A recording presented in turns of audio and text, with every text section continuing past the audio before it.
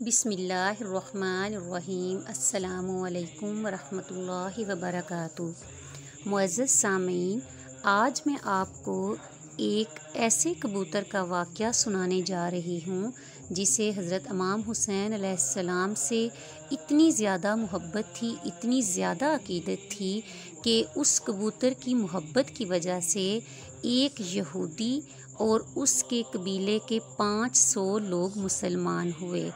اس کبوتر کو عظمت کیوں ملی، کس لیے ملی، یہ اس واقعے میں آپ کو پتہ چلے گا، اور اس کبوتر کی وجہ سے ان کبوتروں کی پوری نسل کو جتنی عظمت ملی وہ آپ کو آج کے اس واقعہ سے پتہ چلے گا۔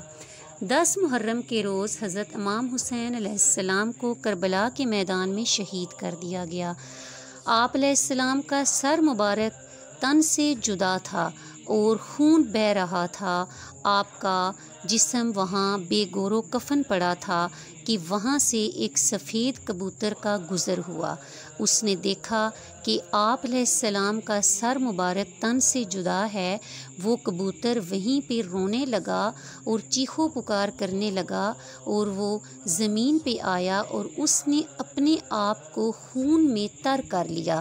خون میں تر کر کے وہ اڑا اور باقی کبوتروں کے پاس جاتا ہے، انہیں بتاتا ہے کہ تم لوگ اپنی غذا کے بارے میں فکر مند ہو رہے ہو، دیکھو قیامت ٹوٹ پڑی ہے، آسمان بھی رو رہا ہے، زمین بھی رو رہی ہے، کائنات کا ذرہ ذرہ رو رہا ہے، کیونکہ بہت ہی پیارے نواسہ رسول محمد صلی اللہ علیہ وآلہ وسلم امام حسین علیہ السلام کو کربلا کے میدان میں شہید کر دیا گیا ہے۔ سارے کبوتر اڑ کے آتے ہیں، وہ امام حسین علیہ السلام کی میت کے اوپر اڑنے لگتے ہیں۔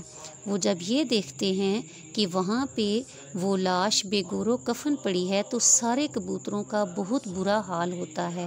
اسی اثناء میں وہ جو سفید کبوتر ہوتا ہے وہ نبی کریم صلی اللہ علیہ وآلہ وسلم کے روضہ مبارک کی طرف اڑ جاتا ہے۔ وہ وہاں جا کے قبر مبارک کے گرد چکر کاٹتا ہے۔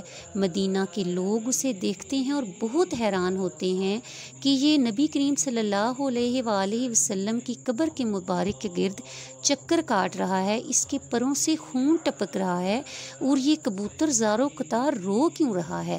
لیکن جب انہیں حضرت امام حسین علیہ السلام کی شہادت کی خبر ملتی ہے تو لوگوں کو سمجھ آ جاتی ہے کہ یہ کبوتر جو ہے وہ زارو قطار کیوں رو رہا ہے اور اس کے پروں سے کس کا خون ٹپک رہا ہے۔ اسی لیے بزرگوں نے یہ ارشاد فرمایا ہے کہ یہ جو سفید کبوتر ہے اس سے لوگ اتنی محبت کیوں کرتے ہیں، اس کے خون میں، اس میں اللہ تعالیٰ نے شفا رکھی ہے، ان میں برکت عطا فرمائی ہے۔ کبوتروں سے لوگ بہت محبت کرتے ہیں اور بہت ہی محبت سے پالتے ہیں۔ پیارے سامعین، اسی طرح ایک واقعہ اس کبوتر کا میں مزید آگے سناتی ہوں کہ کہتے ہیں کہ ایک یہودی تھا، اس کی ایک بیٹی تھی جس کو کوڑ کا مرض ہو گیا تھا، اس کی آنکھوں کی بینائی جاتی رہی تھی، اس کا جسم سارا معذور ہو گیا تھا، وہ بالکل لاچار ہو گئی تھی، اتنی خوبصورتی سے وہ بدصورت ہو گئی تھی، لوگ اس سے نفرت کرنے لگے تھے، کوئی اس کے پاس نہیں بیٹھتا تھا کہ لوگ سمجھتے تھے کہ ہم اگر اس کے پاس بیٹھیں گے تو ہمیں بھی یہ مرض لگ جائے گا اور ہم بھی اسی طرح بدصورت اور معذور ہو جائیں گے۔ وہ یہودی کیا کرتا ہے، اس کو لے کے نکل جاتا ہے، وہاں اس بستی سے نکل کے دور ایک باغ میں لے جاتا ہے اپنی بیٹی کو اور وہیں بسیرا کر لیتا ہے۔ روز صبح وہ کام کی تلاش میں نکل جاتا ہے اور شام کو لوٹ کے اسی باغ میں اپنی بیٹی کے پاس آ جاتا ہے۔ ایک دن وہ یہودی اتنا مصروف ہو جاتا ہے، اتنا مصروف ہو جاتا ہے کہ اس کے پاس ٹائم ہی نہیں ملتا اس کو کہ وہ واپس آئے اور اپنی بیٹی کے پاس شام کو رکے رات کو۔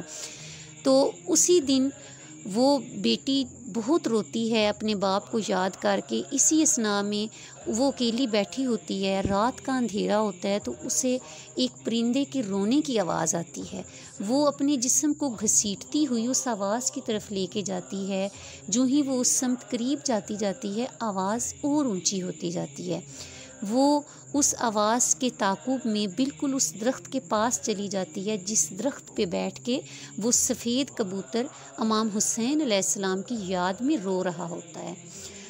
وہ لڑکی درخت کے نیچے بیٹھتی ہے اور اوپر سے اس کبوتر کے پروں میں سے ایک خون کا قطرہ اس لڑکی کی ایک آنکھ پہ گرتا ہے اور اس کی بینائی واپس آ جاتی ہے۔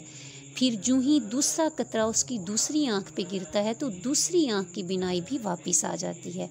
اب وہ لڑکی اوپر نظریں اٹھا کر دیکھتی ہے تو کیا دیکھتی ہے کہ ایک سفید کبوتر ہے جس کے پروں میں سے خون ٹپک رہا ہے۔ اب وہ اپنے جسم پہ محسوس کرتی ہے کہ ایک اور قطرہ خون کا گرا ہے، پھر ایک اور قطرہ خون کا گرا ہے۔ وہ کیا کرتی ہے کہ وہ سارے خون کو جسم پہ مل لیتی ہے۔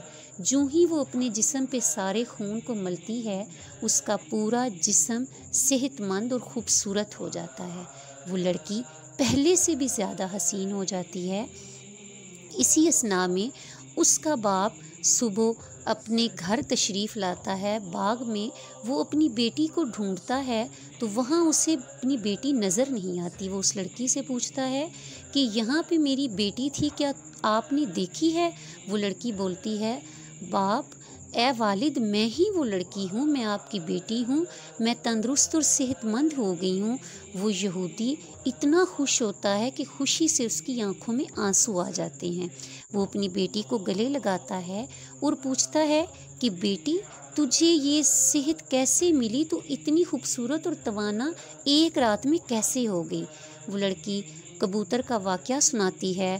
یہودی کہتا ہے کہ مجھے اس کبوتر کے پاس لے چلو، میں نے بھی دیکھنا ہے۔ وہ لڑکی اسی درخت کے پاس اپنے باپ کو لے جاتی ہے۔ وہ باپ اس کبوتر سے پوچھتا ہے، اے کبوتر، تجھے تیرے خالق کی قسم مجھے بول کے بتا دے کہ یہ کیا ماجرا ہے؟ تیرے خون میں اتنی شفا کہاں سے آ گئی؟ یہ کس عظیم ہستی کا خون ہے؟ کبوتر جواب دیتا ہے کہ یہ حضرت امام حسین علیہ السلام کے جسم کا خون ہے۔ ان کی شہادت جب ہوئی تو میں وہاں سے گزر رہا تھا، میں نیچے اترا، میں نے اپنے پر اس خون میں تر کر لیے اور اس خون میں اتنی شفا ہے کہ اس کے قطرے جو ہی اس لڑکی کے جسم پہ گرے ہیں تو اس کی صحت واپس آ گئی ہے اور یہ مزید صحت مند ہو گئی ہے۔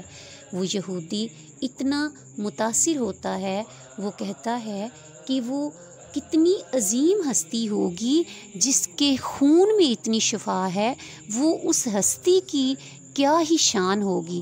وہ وہیں پہ کلمہ پڑھتا ہے، لا الہ الا اللہ محمد الرسول اللہ، اور وہ وہیں پہ مسلمان ہو جاتا ہے۔